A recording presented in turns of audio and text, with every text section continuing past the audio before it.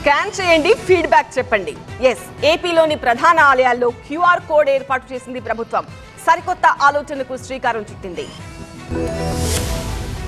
ఏపీలో ఆలయ దర్శనంపై సర్వే అంటూ వినూత్న కార్యక్రమానికి శ్రీకారం చుట్టింది దేవాదాయ శాఖ. రాష్ట్రంలోని ప్రధాన ఆలయాలకొచ్చే భక్తులకు అందుతోన్న సౌకర్యాలు, ఇబ్బందులను తెలుసుకునేందుకు క్యూఆర్ కోడ్ ఏర్పాటు చేసింది. సింహాచలం, అన్నవరం, ద్వారకా తిరుమల, విజయవాడ, శ్రీకాళహస్తి, కాణిపాకం, శ్రీశైలంలోని ఆలయాల్లో క్యూఆర్ కోడ్ని ఏర్పాటు చేశారు. ఇక భక్తులు వారి పేరు, మొబైల్ నెంబర్ నమోదు చేసి ఫీడ్బ్యాక్ సబ్మిట్ చేయాల్సి ఉంటుంది.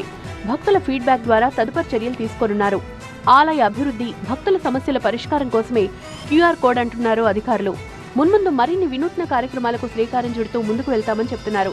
భక్తుల శ్రేయస్సే తమకు ముఖ్యమంటున్నారు.